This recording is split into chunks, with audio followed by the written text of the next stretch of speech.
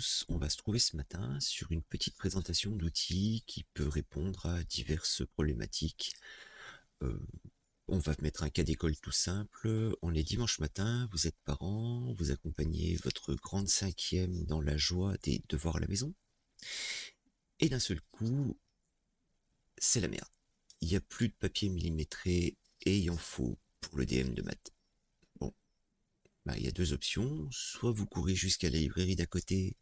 Si vous êtes dans la pampa, le papier millimétré va avoir le même bilan carbone que celui de Jeff Bezos. Soit vous trouvez une autre solution.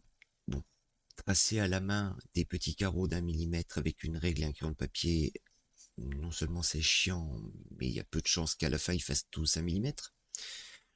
C'est pour ça que je vous propose de basculer tout de suite sur le petit outil que j'ai mis au point et qui, on va le voir, ne servira pas que pour le papier millimétré. Voilà, on se retrouve donc en ligne sur le site internet du projet All Inclusive, projet que j'ai démarré il y a quelques temps. Pour ceux qui l'ont pas vu, je vous invite à jeter un œil à la vidéo précédente sur l'adaptation du contenu numérique sur internet pour les élèves à besoins éducatifs particuliers, les déficients visuels et autres. Voilà, mais le projet qui nous concerne ce matin, c'est un générateur de lignage. Alors, qu'est-ce que c'est qu'un générateur de lignage ? En termes assez simples, le lignage, tout le monde en connaît, pas souvent sous son nom officiel. En général, on appelle ça des gros carreaux, des petits carreaux, voilà. En sachant que des lignages, il y en a un peu plus que ça, mais les deux principaux qu'on utilise dans le système scolaire français, c'est les gros carreaux et les petits carreaux. Alors, vous arrivez donc sur la page du lignage, vous avez un petit explicatif de ce qu'il peut faire, et puis, assez rapidement, on peut passer à son usage. Donc le lignage est capable de vous sortir deux formats différents d'outils, à savoir du PNG, un format d'image, ou du PDF. Le PDF, quand vous le sélectionnez, il va vous permettre de générer des pages complètes. Typiquement, vous n'avez plus de feuilles gros carreaux pour glisser dans le classeur de votre gamin, mais vous avez une imprimante, vous n'avez pas forcément envie de faire un aller-retour jusqu'à la librairie la plus proche, vous pouvez en imprimer 2 ou 3, les glisser dans le classeur, et vous serez dépanné pour les jours à venir jusqu'à ce que vous passiez chez un marchand de papier quelconque. Vous pouvez bien évidemment générer soit du A4, du A5, voire jusqu'à du A3 si besoin était, notamment pour les déficients visuels qui ont besoin de supports plus grands. Et puis un format cahier pour le cahier 15-21, donc le format cahier de brouillon qu'on trouve au collège assez facilement, ou les cahiers du quotidien qu'on trouve dans la scolarité en primaire.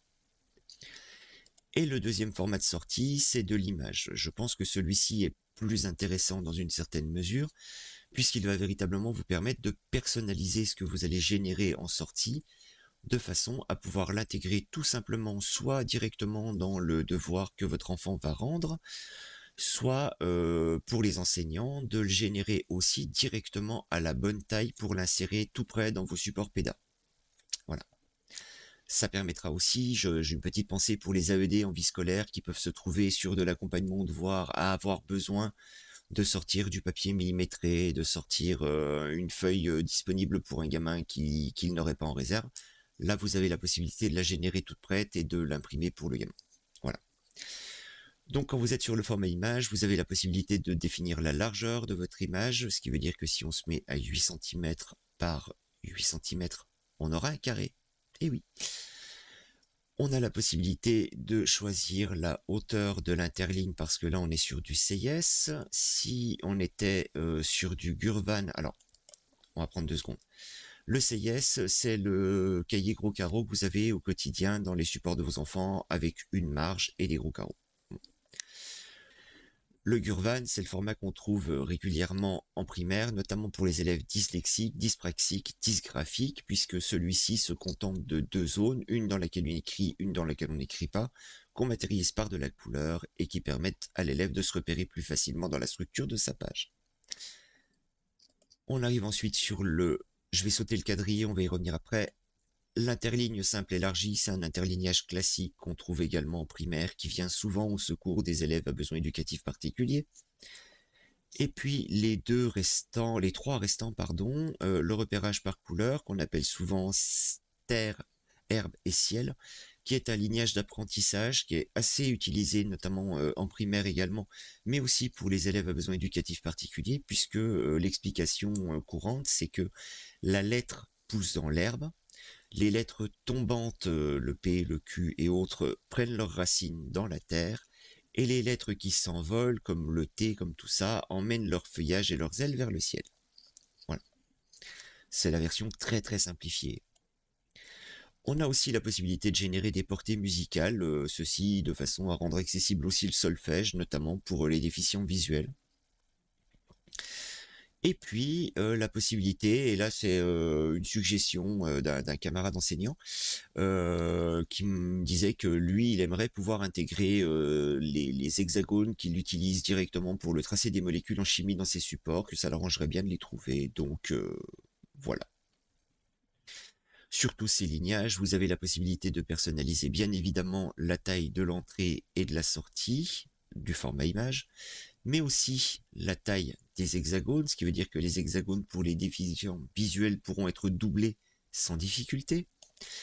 L'épaisseur des lignes de façon à ce que, en fonction de la qualité de votre imprimante et du contraste de celle-ci, vous ayez quelque chose qui soit suffisamment marqué pour être exploitable.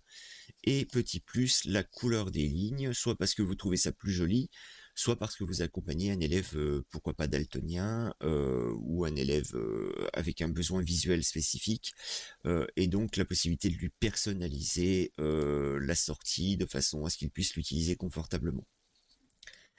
Et donc si on revient rapidement sur le lignage quadrillé, pour illustrer l'énoncé de départ de notre papier millimétré manquant, on va pouvoir donc choisir la largeur du morceau de papier millimétré qu'on aurait dû découper dans une page qu'on n'a pas, choisir la taille des carreaux en millimètres, et ben là c'est assez simple, hein, pour du papier millimétré c'est 1, on a l'épaisseur des lignes bien évidemment, on a la possibilité d'utiliser les lignes renforcées. C'est ce qui fait les gros carreaux de 5 mm par 5 mm sur une copie de papier millimétré normale.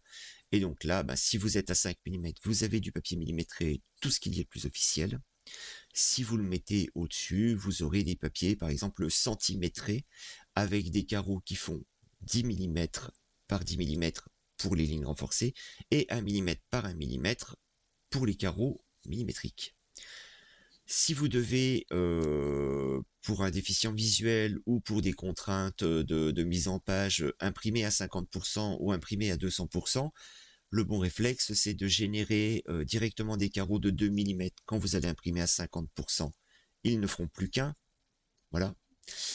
Ou à l'inverse, de générer des carreaux plus grands, par exemple de 4 mm par 4 mm, qui correspondront à le besoin d'imprimer à 200% pour un déficient visuel. Voilà. L'intérêt de cette sortie au format image, il est le suivant, c'est que ici j'ai donc calibré mon lignage pour répondre à un besoin très précis. Je vais lui mettre des carreaux millimétriques et une fréquence de ligne renforcée à 5. L'enseignant qui m'avait sollicité sur cette dimension-là, l'élève ne voyait pas le bleu ou le rouge ou très difficilement, et les deux papiers millimétrés qui existent dans le commerce en France sont soit bleus, soit briques. Voilà, donc là vous avez la possibilité de choisir une ligne de fond verte par exemple et une ligne de renforcement qui sera marron, pourquoi pas. Une fois que vous avez personnalisé le lignage dont vous avez besoin, alors vous pourriez copier ici l'image, mais comme vous pouvez le voir, elle est loin de faire 5 cm par 5 cm, elle fait le format de l'aperçu. Donc si vous faites exporter, vous allez générer un lignage personnalisé, voilà, qui se met dans vos téléchargements. Et vous avez la possibilité directement ensuite sous Word d'insérer une image, d'aller la chercher dans vos téléchargements. Hop. Voilà, on a un lignage personnalisé. Celui-ci fait de mémoire, je sais plus ce qu'on a précisé, très exactement 8 par 8. Donc vous allez cliquer dessus, la taille et la position, et vous allez voir que si vous lui dites que celui-ci fait 8 par 8, voilà, Vous pouvez ensuite la déplacer où vous en avez besoin dans votre support PEDA, ce qui permet également de choisir des couleurs qui passeront bien à la photocopieuse en noir et blanc par la suite. Et puis d'insérer à côté, pourquoi pas, un autre lignage. Admettons que vous ayez prévu que les enfants ou les élèves répondent sur votre support PEDA, ou que dans l'exposé du petit, vous ne vouliez pas qu'il écrive sur des feuilles blanches parce que c'est problématique. Vous pouvez y adjoindre à côté tout simplement un CIS, pourquoi pas. On va dire que celui-ci va faire 10 cm, allez, ouais, 11 cm. Je précise au passage que j'utilise les sliders pour personnaliser, mais les box sont actives. De la même façon, je lâche la souris comme vous pouvez le voir. La navigation clavier pour les personnes en situation de handicap est intégrée à celui-ci, ce qui fait qu'avec gauche-droite ou avec le joystick de votre fauteuil, vous pourrez naviguer dans les menus du générateur. Donc la largeur de l'image, d'une douzaine de centimètres, 12 et 8, 20, ça va être problématique avec les marges de l'imprimante, on va mettre à 11. Et puis mettons, allez, 5 centimètres de haut. Voilà, vous allez pouvoir régler la hauteur de l'interligne. Si vous voulez un interligne un peu plus confortable que le classique 1,6, vous pouvez le monter à 2 cm. Choisir l'épaisseur de la ligne de base pour que ça soit plus ou moins chargé visuellement. En général, si on a un interligne de 2, je vous conseille de mettre la ligne de base à 1, sinon vraiment ça devient complexe à lire. La position de la marge en millimètres par rapport au départ, donc là, vu qu'on a une page dont on a fixé la largeur à 11, on va mettre la marge à 11 mm, soyons fous. Activer la marge rouge, bien évidemment vous pourrez en personnaliser la couleur, mais c'est simplement pour vous signifier que vous pouvez cocher ou non la case pour retrouver la figuration de la marge. Là on est sur un document Word, on n'en aurait pas besoin, donc je vais la décocher, mais vous avez la possibilité également de personnaliser toujours pour répondre aux besoins des élèves dans leur globalité, la couleur de votre lignage pour la ligne de base, pour les lignes fines. Un aperçu ici pour vous rendre compte de la lisibilité de celui-ci. On exporte le lignage, on retourne dans Word, on va chercher son bloc image, toujours dans ses téléchargements.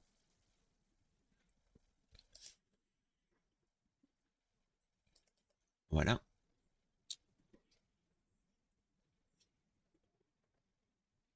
Et toujours avec la magie de Word sur la taille des images fixes et la position de celle-ci. Je crois qu'on avait mis 11 ici. Ouais, on va même pouvoir la réduire un peu en largeur. Et vous voyez que dedans, vous retrouvez un lignage type CIS. Bon, là, on a une densité qui est un peu trop élevée parce que la hauteur de l'interligne est basse. Mais vous aurez compris qu'on peut personnaliser celle-ci et donc obtenir un lignage CIS qui correspondrait véritablement à vos besoins ou à vos envies. Voilà, voilà. Pour ce qui est des petites options supplémentaires, outre le fait qu'on est compatible complètement avec le champ du handicap et les outils de navigation de celui-ci, si vous avez besoin, vous pouvez donc générer des portées musicales et en choisir la couleur, la hauteur, l'interlignage et ainsi de suite. Mais également pour les élèves en lycée ou pour les professeurs en lycée, la possibilité de générer du bloc hexagonal qui servira au tracé des molécules quand il y en aura besoin.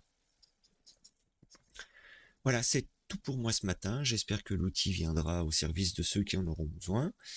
Vous avez en bas de la page un espace pour laisser un commentaire. Si vous aviez besoin d'un lignage spécifique et que vous souhaitiez le retrouver dans ce générateur, n'hésitez pas à m'en faire part. Vous pouvez me laisser un commentaire, votre nom, votre email et éventuellement le site web où vous avez les spécifications techniques de ce lignage, si celui-ci ne rentre pas dans les lignages très communs.